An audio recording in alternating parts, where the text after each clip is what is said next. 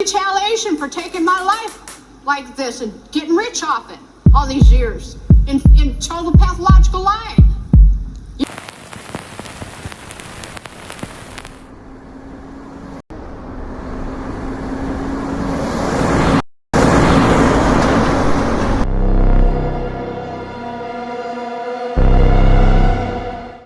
Hi everyone, Charlize Theron here. Now, you might know me from movies where I save the world, drive really fast, or in one case play a woman who absolutely terrified the world. Yep, I'm talking about Aileen Wuornos, the so-called first female serial killer in America. When I played her in the movie Monster back in 2003, I had no idea just how much she would get under my skin. Hey, lady love, you ride? She was called a monster, but her story is, well, it's way more complicated, heartbreaking, disturbing, sometimes even a little bizarre. And today, I want to walk you through that story. This is The Monster, Aileen Wuornos. 3 chapters of a life that shocked America, her broken childhood, her killing spree, and finally, her last years in prison. And then, of course, I'll tell you about what it was like to step into her shoes for the movie. Spoiler alert, it involved fake teeth, weight gain, and a lot of emotional unraveling, so buckle up, it's going to be a ride. Part 1, a broken childhood and hard life. If you want to know how someone becomes Aileen Wuornos, you have to start at the beginning. And her beginning, it was pure chaos.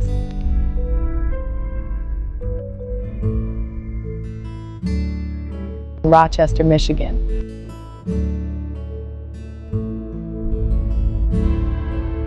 Her mom was a teenager. Her dad, he wasn't around. He went to prison for child molestation and later killed himself. When Aileen was just a baby, her mother left too. So, by 5 months old, she was abandoned. She and her brother Keith were taken in by their grandparents. But don't picture cozy bedtime stories and warm hugs. But back then, I believed it wholeheartedly. Where I was down, I would just escape into my mind. Her grandmother drank heavily, and her grandfather was violent. By 11 years old, Aileen was drinking, smoking, and already trading sex for money, food, or cigarettes. 11. That's usually the age when you're worried about your first school dance, not survival. At 14, she was raped by a family friend, got pregnant, and gave birth to a baby who was immediately put up for adoption. Then, she got kicked out of the house. Imagine that. No support, no safety net, just a kid on the streets with nothing but rage and survival skills.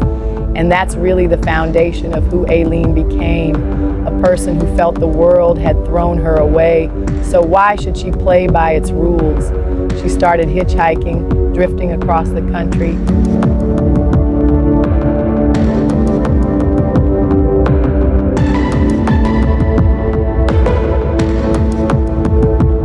And eventually landed in Florida. She made a living the only way she knew how, prostitution, selling her body, surviving day by day with a pistol tucked away for protection. It wasn't glamorous. It wasn't Pretty Woman. It was survival, and the anger inside her just kept growing. Part 2.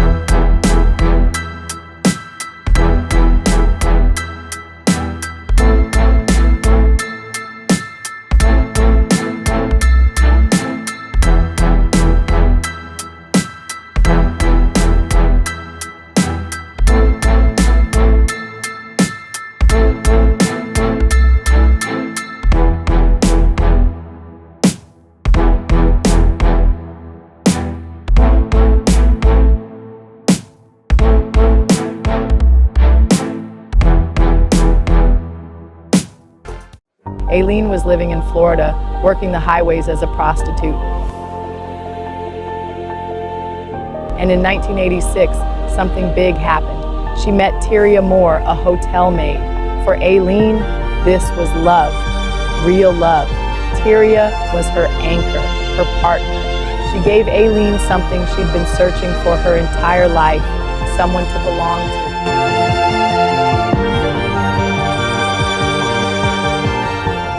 because they had no idea what I could discipline myself to. When I believed in something.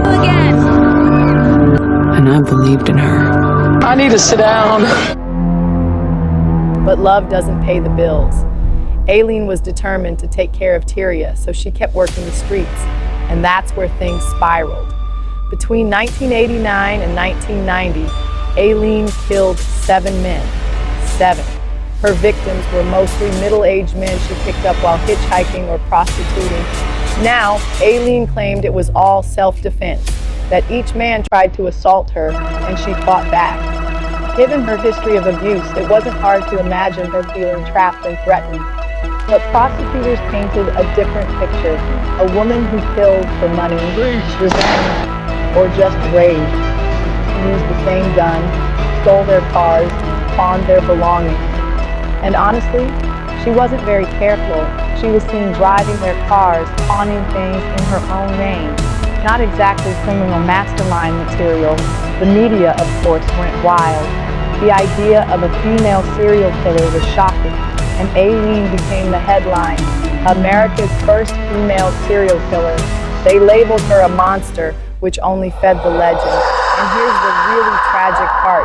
She might have started believing it herself. Police eventually caught her in 1991 with Tyria's cooperation. Aileen was betrayed by the one person she thought she could trust, and just like that, her killing spree was over and her fate was sealed. Part 3, prison, prosecution, and the end. In prison, Aileen was as unpredictable as ever. During her trials, she raged, shouted at the judges, insulted lawyers, and sometimes confessed to murders outright, then later claimed they were self-defense again. She was sentenced to death for 6 murders. And over the years on death row, her mental health just unraveled. She became paranoid, talked about government conspiracies, claimed she wanted to die. What's chilling is that she stopped fighting her death sentence. She fired her lawyers and basically said, enough, just execute me. And in 2002, that's exactly what happened. Aileen Wuornos was executed by lethal injection in Florida. Her last words were, brace yourself for this. I'll be back, like Independence Day with Jesus. Yep, that was her send-off. It was a tragic, bizarre ending to a tragic, bizarre life. I'll be up in heaven while y'all rotting in hell. Part 4, The Movie Monster, 2003. Now let's fast forward a year to 2003.